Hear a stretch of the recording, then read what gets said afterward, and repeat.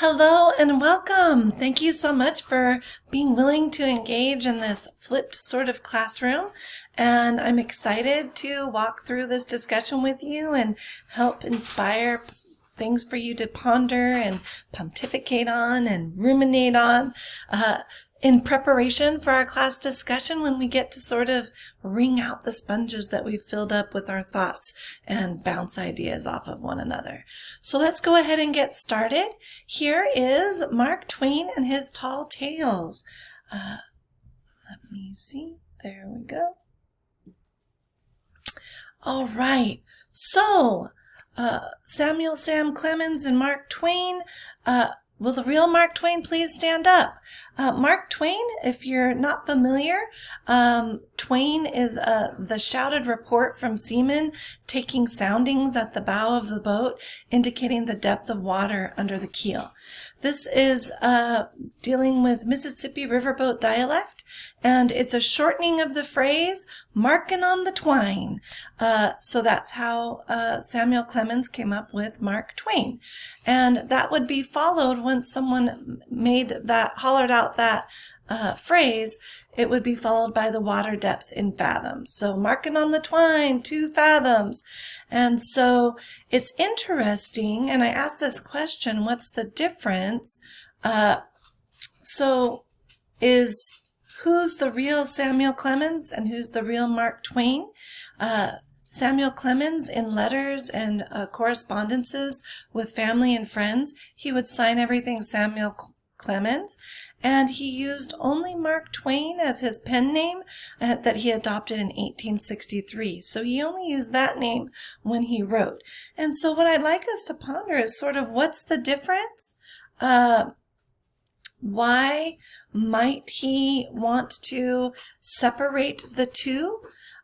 What distinction would he be making if by having a sort of personal self and then his public persona? Is he able to separate the two? Can you separate the art from the artist? We've been talking about that a little bit already in class. Can he separate Samuel Clemens, the person, from Mark Twain, the author? And then he actually did have some other pen names. Prior to adopting Mark Twain as his pen name, Clemens wrote under the pen name Thomas Jefferson Snodgrass for a number of humorous pieces that he contributed to the Keokuk Post. So it's interesting, the different personas and what that might mean. And I hope you'll think on that and share more when we get together. And you can see there his different signatures and things in that image. I just want to give you a real quick snapshot of Mark Twain's life. He was a really active individual in all sorts of things. And you can see sort of not only was he an author, but he was also a speaker, and he would travel around and give lectures across the country. And so he was incredibly well known and very famous throughout his time, and widely respected, but we'll talk about that a little bit more, who maybe was not as pleased with him and what he's accomplished as others. So you can sort of look at that at your leisure. And then, so let's talk about Mark Twain's style. So he was a class clown with a purpose. And what I mean by that is that he developed the use of comedy as a social commentary using common vernacular of his time. And when we talk about vernacular, we're referring to the standard native language of a country or locality. And so he was very adept at that, and he is considered to be among our regionalist writers. In addition to being a class clown with a purpose, he also had used dark comedy to express a changing worldview. So as his work progressed, his darkening but just as comic view of what he saw as a hypocritical and self-deceiving world began to dominate his writing.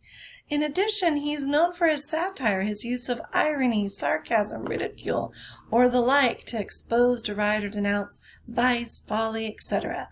It's the use of biting humor to expose the folly in a person, institution, in order to effect change. So this is really significant because this is something we're going to be talking about over the course of the semester. The difference between sarcasm and satire. You can have sarcasm within satire. You can also just have sarcasm all by itself. But sarcasm is using irony, ridicule to deride and degrade even. Like often sarcasm hurts, right? But there's not a loftier purpose to it other than to have a laugh at someone's expense. Satire, however, has that additional sort of loftier goal of trying to effect change. It's sort of using humor, exaggeration, hyperbole to hold up a mirror to someone or something or an institution, and in order to allow people, societies to see themselves reflected and see their blemishes and flaws so that they might actually change. Satire can be difficult to identify. It can be subtle, but there are hints that we can find. And so Mark Twain is a very renowned satirist. He was also friends with other contemporary writers like Bret Harte and William Dean Howells, and we'll be reading Bret Harte this semester as well. So that's neat to see the different literary circles that people walked in. This is, so we have camera. What camera? So when Sam Clemens was born, the camera had not yet been invented, but by the time he died, newspapers and magazines were beginning to fill up with photos. And so by some calculations, Mark Twain, or is it Sam Clemens, was the single most often photographed man of his times. And so this is sort of interesting to consider how that happened, why that happened, and what persona was being presented. So I just am going to share a couple of images to show the photos and sort of Mark Twain, how we can see him grow as a human being. And then also we'll get to the pre-white suit, and then we will get to his infamous white suit. So when we think about Mark Twain, often we see this almost Colonel Sanders looking guy. And that's purposeful because Mark Twain does adopt the common dress for Southern gentlemen at the time. So one thing is, it wasn't until December 1906 that Twain started dressing in his white suit. That's when it sort of became in vogue for him. And he first displayed himself in white at a congressional hearing on copyright issues. When he wrote about what is termed to be his costume, because once he donned his white suit, that's what he wore. It was almost either like a uniform or a costume for him. And we can think about psychologically what that might mean for him as a human being, but also how that relates to his writing and the characters in his works. But he claimed that the costume in his autobiography was for hygienic reasons. He was becoming maybe a bit of a germaphobe. And then it seemed that his new dress was very appealing to reporters and others, mainly because they saw it as a dramatic instance of his unconventionality. And so, he was the most photographed person of his time, and perhaps this costume, so to speak, helped that. And then, as I said earlier, it's not quite clear whether anyone, including Twain, associated the look with the Southern plantations who Samuel Clemens grew up envying and whom Twain satirized in some of his characters, but it's certainly not lost on contemporary critics today. And so these are considered his white ears, when you can see sort of how he was presenting himself and how he was dressing, and even newspaper articles and cartoons. So upon his death, the death of Samuel Clemens was treated in all parts of the country as a major event in America's history. He was thought to be a writer of all time. It also provided an occasion for writers and readers, journalists and critics to assess the significance and achievement of Mark Twain in his times and for all time. He's really, by the time he died in 1910, Mark Twain was perhaps the best known national celebrity of the time. We're so used to this concept of fame and celebrity today, and thinking about how easy it is even for people who are termed influencers to become incredibly famous, right? Just for being influential, but we're not exactly sure always why, right? What have they actually accomplished? So it's interesting to see in 1910 how Twain could reach these celebrity heights. What's sort of lovely and has a beautiful symmetry about Twain's life is that Halley's Comet was visible in the sky both on the night when Twain was born as well as on the night that he died. And that's a pretty rare occurrence.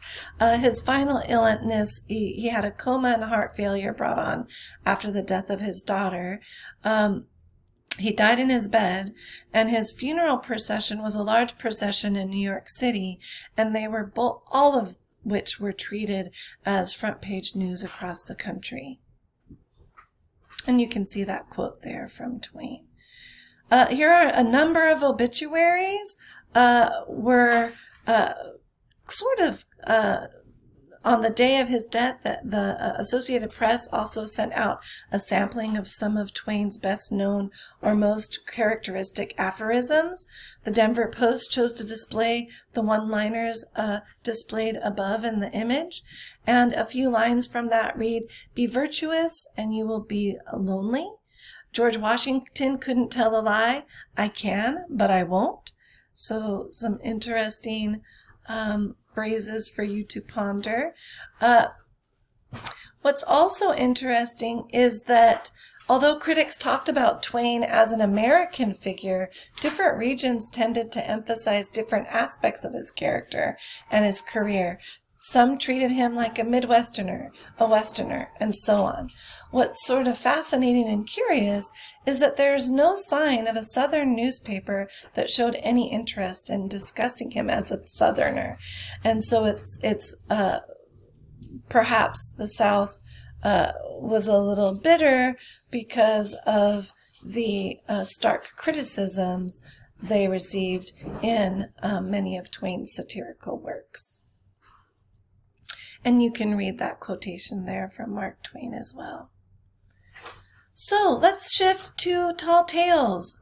What are tall tales? What do you recall having learned about tall tales? What do you understand about tall tales? I want you to think on that and consider that, and I'm going to give you some ideas as well.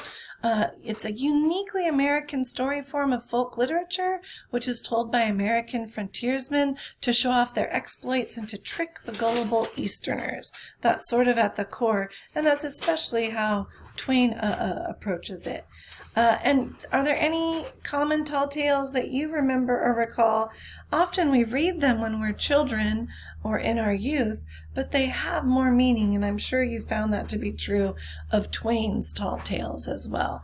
But here are a few tall tales that fit within this category and that can be pretty popular. So here are some tall tale features. So when you're thinking about, there's a superhuman main character with a job to do.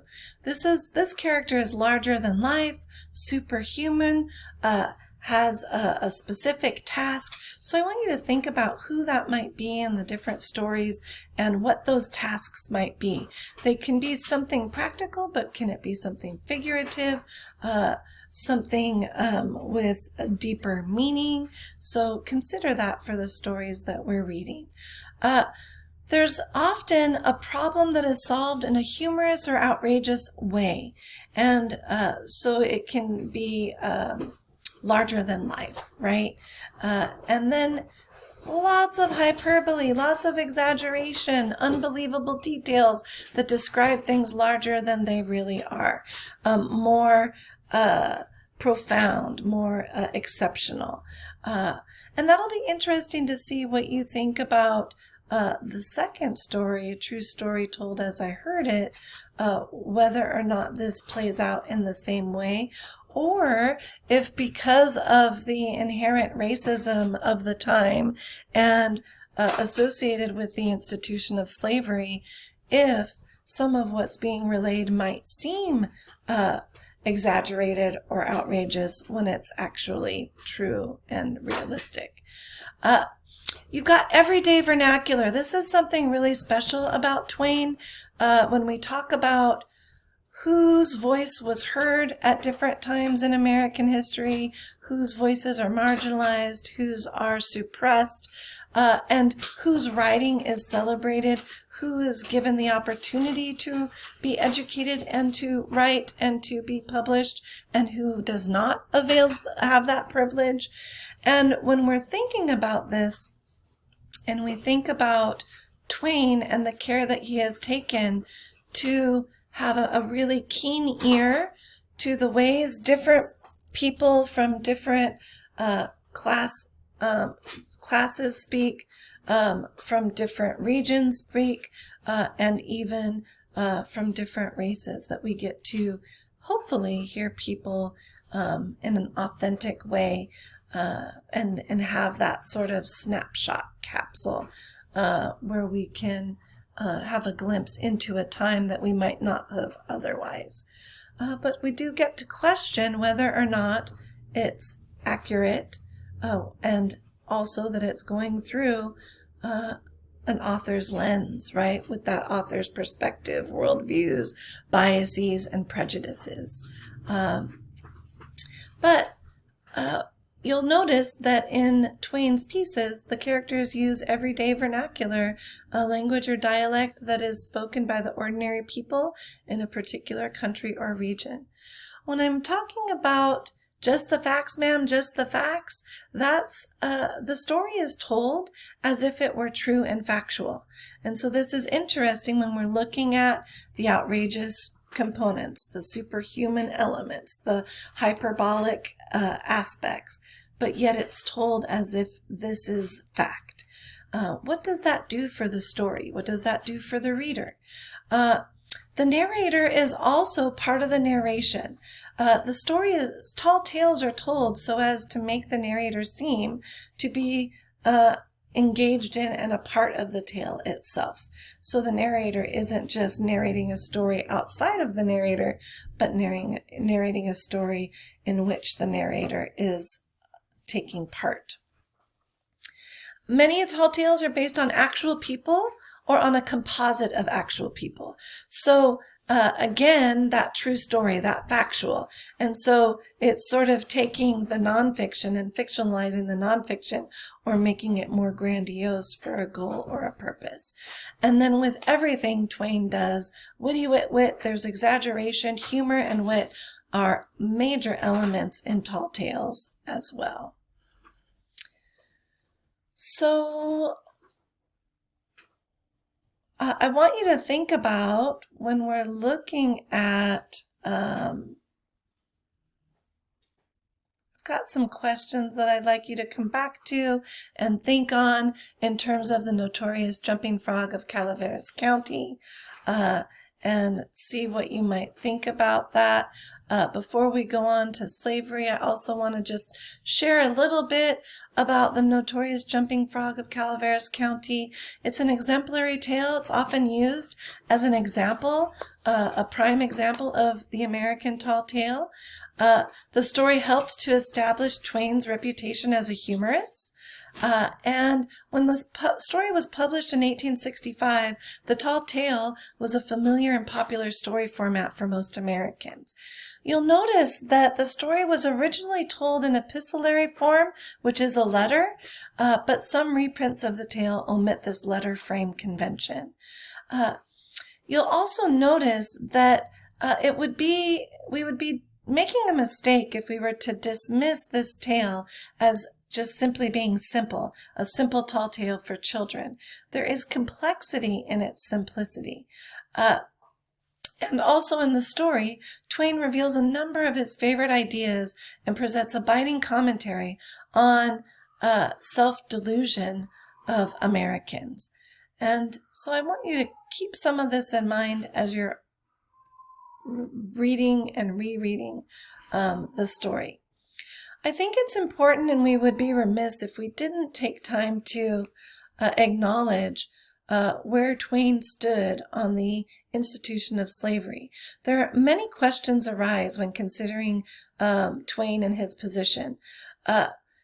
His parents were slave owners.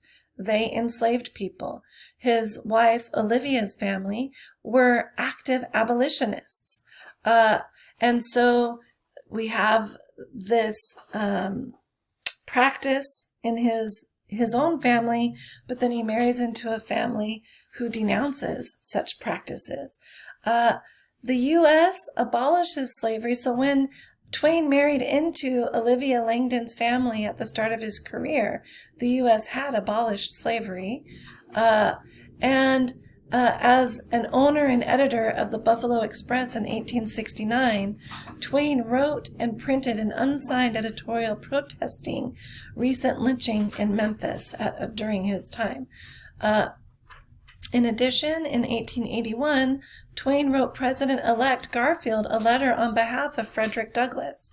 And then finally, Twain arranged to help support an African-American named Warmer T. McGuinn through Yale Law School to assist with slave reparations. So to say that a person living during Twain's time might have a complex relationship with the institution of slavery, that our society was going through a moral dilemma, an ethical dilemma, and a human dilemma by engaging in the institution of slavery. It's interesting, again, to go back to my previous question earlier. Samuel Clemens, Mark Twain, are they the same? Do they put forward the same ideas? And when we are reading Twain's works, what worldview about people who were enslaved, people and the institution of slavery, and those who enslaved others, what perspective is Twain presenting in regard to all those folks? And what are we to glean from it as contemporary readers? So here are some questions I want you to think about that we'll engage in with when we just meet together next. And then I also want to just ask in general, what is truth?